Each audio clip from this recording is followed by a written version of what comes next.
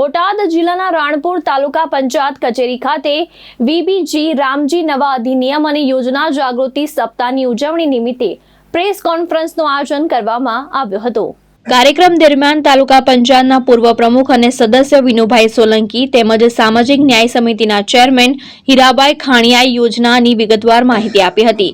તેમણે જણાવ્યું કે નવા અધિનિયમ હેઠળ ગ્રામ્ય વિસ્તારોના નાગરિકોને વધુ સશક્ત બનાવવા માટે પારદર્શક રીતે લાભો પહોંચાડવા માટે વિશેષ પ્રયાસો હાથ ધરાયા છે।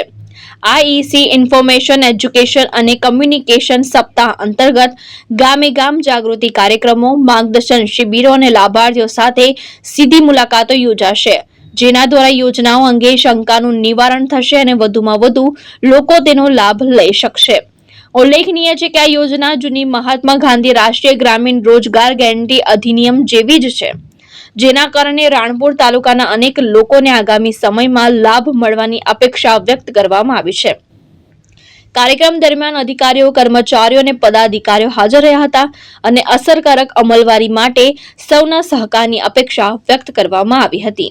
વિનોદ રમેશભાઈ સોલંકી, પૂર્વ પ્રમુખ રાણપુર તાલુકા પંચાયત અને સદસ્ય તાલુકા પંચાયત રાણપુર।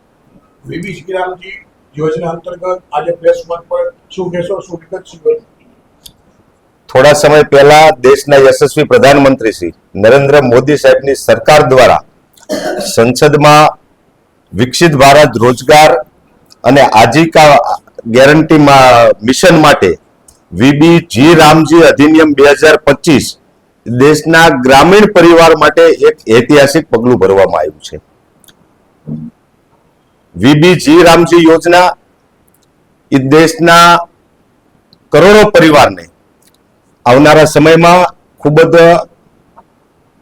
કામદાર નીવડવાની છે। ત્યારે આ વીબીજી રામજી યોજનાની અંદર ગ્રામીણ વિસ્તારની સુખાકારી માટેના તમામ કામો આમાં આવરી લેવામાં આવ્યા છે।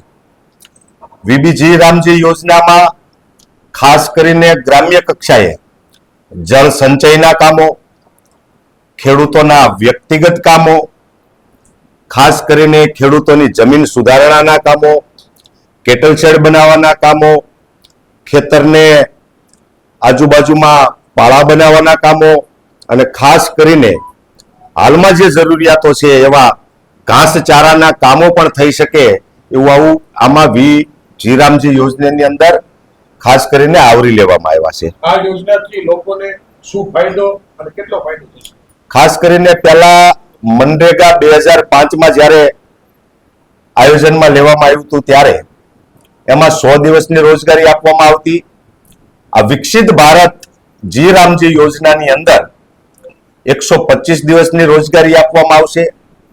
પહેલા મનરેગાની અંદર પેમેન્ટ કરવામાં, એના બિલના ચૂકવણા કરવામાં ટેકનોલોજી આધારિત જ્યારે નહોતું ત્યારે એમાં ખૂબ મુશ્કેલો ઊભી થતી હતી, પરંતુ વિકસિત ભારત વીબીજી રામજી યોજનાની અંતર્ગત ટેકનોલોજી અને એઆઈ આધારિત ટેકનોલોજીમાં એનો સમાવિષ્ટ કર્યો છે અને ખાસ કરીને પ્રધાનમંત્રી ગતિશીલ સાથે આને જ્યારે જોડવામાં આવ્યું છે ત્યારે આની અંદર જે લોકો પણ 125 દિવસની રોજગારી મેળવશે, ખેડૂતોના વ્યક્તિગત કામો લેવામાં આવશે અને જે કામો આ યોજના અંતર્ગત થશે એમને સમયસર પેમેન્ટ મળશે, ખૂબ ટૂંકા સમયમાં પેમેન્ટ મળશે, ક્યાંય કોઈ તકલીફ નહીં પડે અને ખાસ કરીને શ્રમ, આજીવિકા અને ઇન્ફ્રાસ્ટ્રક્ચરના કામો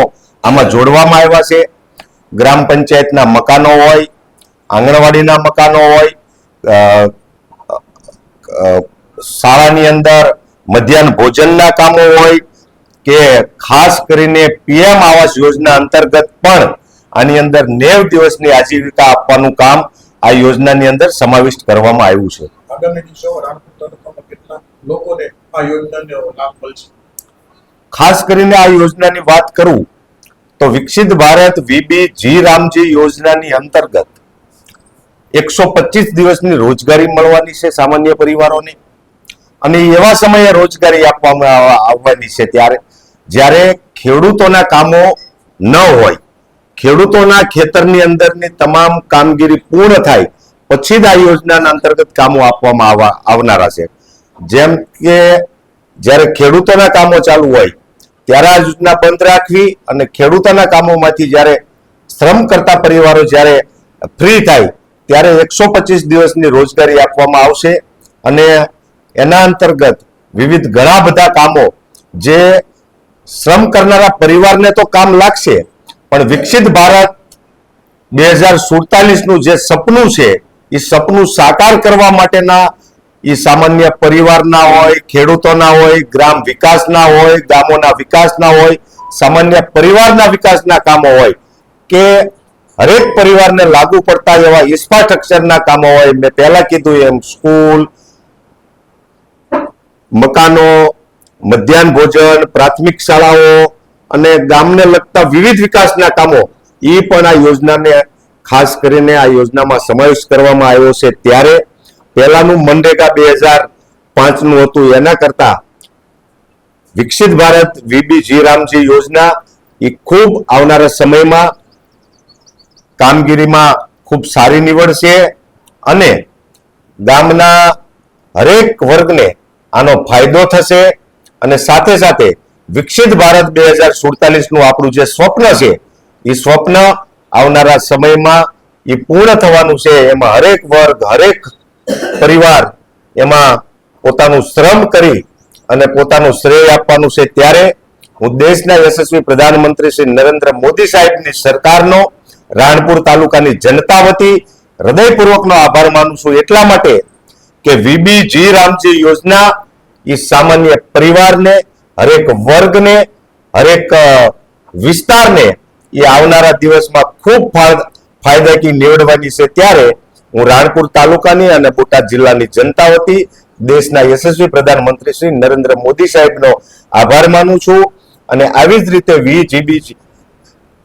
વીબીજી રામજી યોજનાની જેમ આવનારા સમયમાં પણ અમને વિશ્વાસ છે કે દેશના પ્રધાનમંત્રી શ્રી નરેન્દ્ર મોદી સાહેબના નેતૃત્વમાં આવી ઘણી બધી યોજનાઓ એમને પૂર્વમાં પણ આપી છે અને ઘણી બધી યોજનાઓ એ આવનારા સમયમાં પણ આપવાના છે અને વિકસિત ભારત 2047 નું સ્વપ્ન એ આવનારા સમયમાં પૂર્ણ થવાનું છે. ત્યારે ફરી એકવાર દેશના યશસ્વી પ્રધાનમંત્રી શ્રી નરેન્દ્ર મોદી સાહેબનો હૃદયપૂર્વકનો આભાર માનું છું. વિનોદભાઈ, ખરેખર ભૂતકાળમાં જે મનરેગા યોજના હતી જે તાલુકામાં ફક્ત કાગળ ઉપર કામ હાલતું હતું, આ નવી યોજના સરકારે લોન્ચ કરી છે તેમાં ખરેખર કામ કાગળ ઉપર રહેશે કે ખરેખર લોકોને રોજગારી મળશે? વીબીજી રામજી યોજના અંતર્ગત મેં પહેલા પણ કીધું કે આ સમગ્ર યોજનાને પ્રધાનમંત્રી ગતિશીલ સાથે આનો સીધું આપલે થવાની છે. આની અંદર ઘણા બધા નીતિ નિયમોમાં ફેરફાર કરવામાં આવ્યા છે. 100% શ્રમ કરતા પરિવારોને આનો સીધો 100% લાભ મળવાનો છે. આની અંદર પહેલા જે યોજના હતી એની કરતા કે જ્યાં પણ ખોટું થશે, કોઈની ફરિયાદ હશે તો 10 થી 15 દિવસની અંદર આનું સંપૂર્ણ નિરાકરણ લાવવાનો પણ નિયમ છે અને 10-15 દિવસની અંદર જો આનું નિરાકરણ ન આવે તો દંડની જોગવાઈ અને ક્યાંય ગેરરીતિ થશે તો એફઆઈઆર ની પણ જોગવાઈ કરવામાં આવી છે. ખાસ કરીને આમાં દિવસ ટુ દિવસની નીતિ નિયમો જ્યારે બનાવવામાં આવ્યા છે ત્યારે જ્યાં પણ ખોટું કરવામાં આવશે તો એમાંથી કોઈ પણ છટકી નહીં શકે. શ્રમ કરતા પરિવારોને, ખેડૂતના વ્યક્તિગત કામોને, માળખાકીય સુવિધાના કામોને આમાં પૂર્ણ રીતે વિકાસ આગળ વધે એ માટે આ પૂર્ણ રીતે આમાં આવરી લેવામાં આવ્યું છે. ત્યારે ક્યાંય પણ ખોટું નહીં થાય, ખોટું થશે તો ચલાવી લેવામાં નહીં આવે અને વીબીજી રામજી યોજના એ આવનારા દિવસોમાં ખૂબ ફાયદાકી નીવડશે અને વિકસિત ભારત 2047 નું સ્વપ્ન એ આપણું સાકાર થવા જઈ રહ્યું છે. લાલજી મેર, દ્રષ્ટિકોણ ન્યૂઝ, રાણપુર, બોટાદ.